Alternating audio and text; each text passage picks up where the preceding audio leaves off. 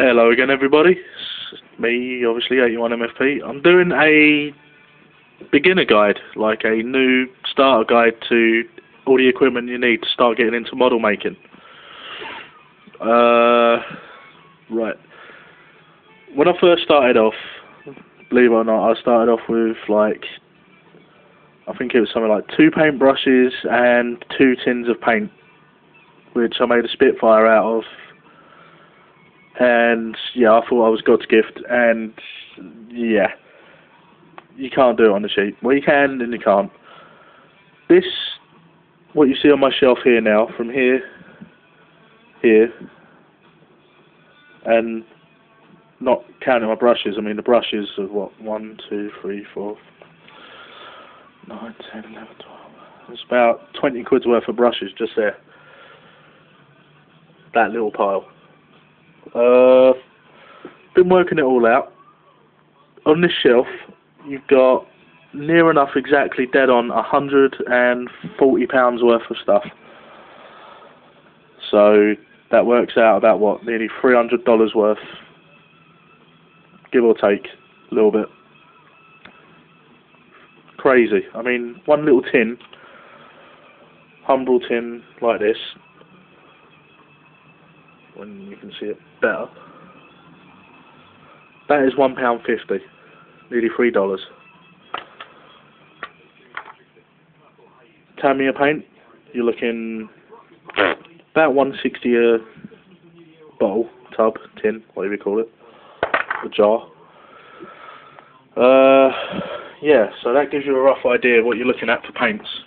Always good to have a good variety of colours. I mean, you need obviously your flats, matte, glosses, clear coats. It's always good to have a good range, just because you never know. I mean, okay, you might go out and spend, say for a tub of red for instance, go out and spend £1.50 on it, and you only need it for one little dot, but that little dot makes all the detail you need in a model. I mean, always good to have a varied range. Humbrol paints are good. It's pretty much all you can get in the UK. The glosses tend to dry a little bit slower, but yeah, I mean they're good for obviously these sort of colours. Your basic colours, your warplane colours, that sort of thing. Whereas the Tamiya paints, better for the more wilder colours like your purples, your greens, your blues, a lot better for that. When I first started using Tamiya paint, it dries really strange. It's like a water-based paint. I don't know what it is, but it's like you paint it on, you go to paint it over again, and it comes off like a powder. So you have to let it dry, do a thin coat, let it dry, paint over it again, and it does build up. So now I've got used to it, I actually prefer Tamiya paint to the Humbrol. So yeah, good paints. Also, somebody said to me they're good for airbrushing, but I haven't got an airbrush yet, so I'm going to have to take the word on that. As far as I know, they're the only one that do the see-through paints, like the clear coats. So if you're doing stuff like police sirens or window tinting, anything like that, then they're pretty much the only paints that I know that you can get. All this stuff is available in Hobbycraft, or not so much your local toy shops. I mean, they usually only stock like your basic Humbrols. It's the finger Humbrols. I'm gonna have to start drawing a face on him. It's like, use it to point at lots, so it's like, yeah, make him a little character. Yeah. Terrorist. Rah! Yeah. So that's that. With glue, any little kids out there, always get an adult to help you do it, because this stuff does stink. Don't necessarily stick your fingers together, but it stinks. So yeah, make sure get an adult to help you. This is the only type I use. It's the syringe. Amazing for getting into little gaps, obviously self-explanatory, but yeah, good one to use. It's a very thin glue though. If you're needing to do a heavier sort of build, like you're building, say, wings or stuff like that, I usually go for this. It's the heavier one.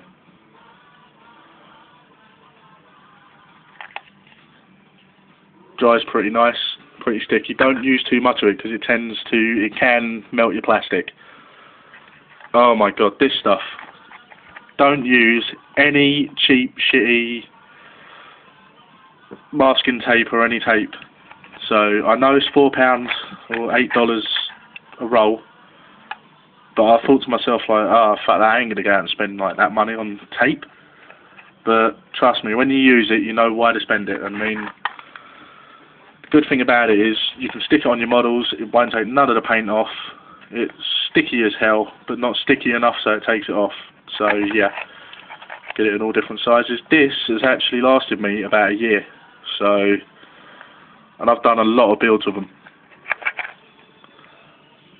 Get one slightly thinner than this, I've still got to pick that up. But yeah, this I did not like one bit. It's liquid mask. Paint it on, dries like rubber, stinks like a hobo after he's been in a heat wave.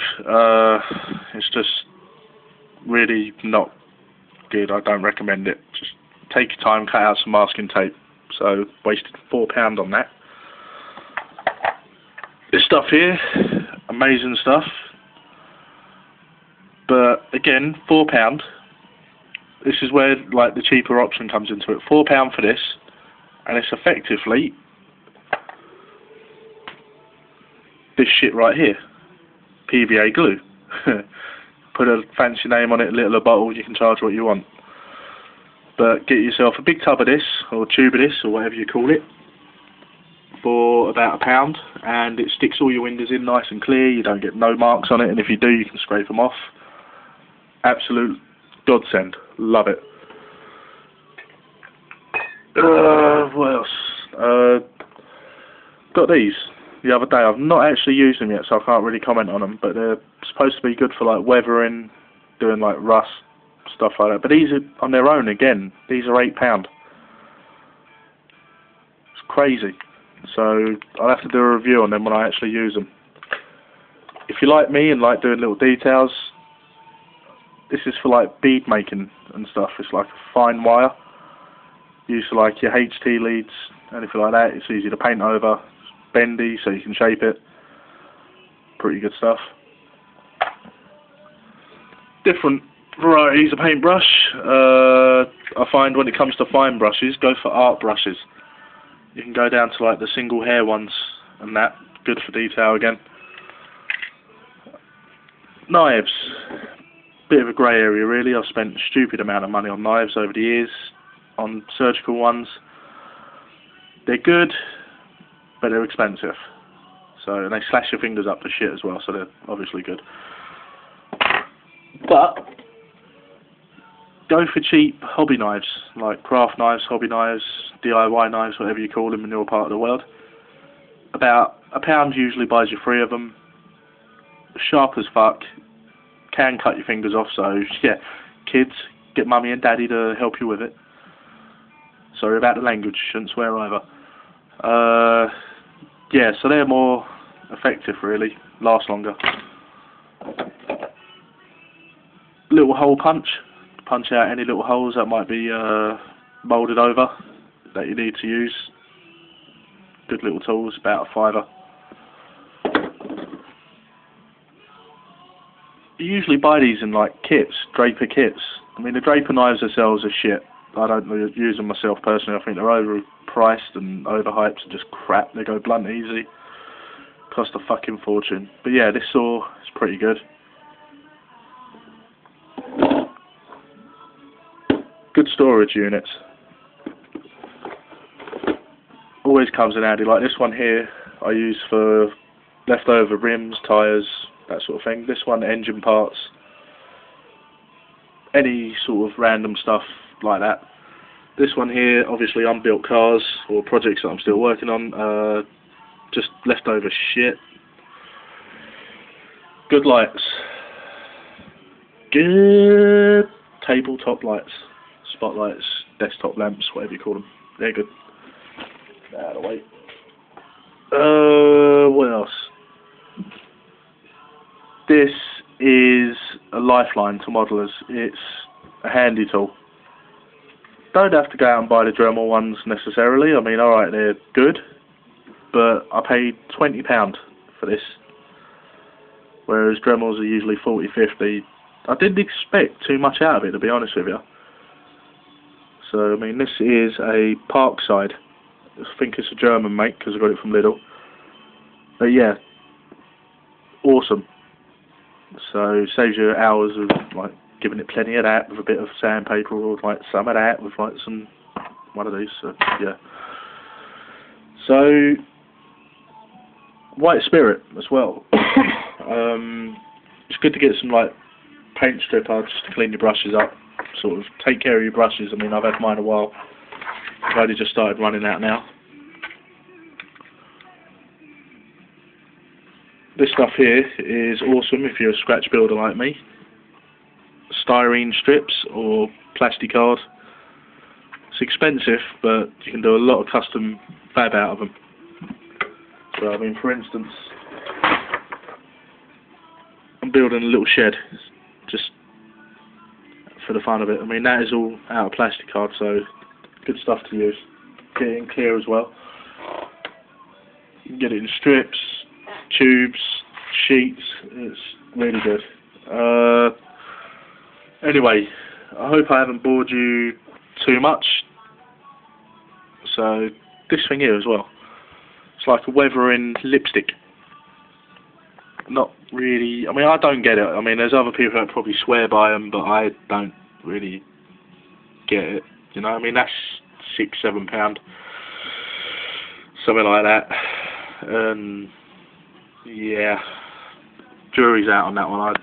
Personally, I don't like it, but that's that. So, until next time, this is 81MFP saying, welcome to any new builders. I hope this has helped you. Sorry it's been long, but, you know, why not just give you a rundown on everything. Looking forward to seeing some builds from you in the future. So, all the best, and be cool to each other. Don't be afraid to ask anybody about any tips. I mean, I'm always open to help anyway, so yeah. Merry Christmas. Catch you later.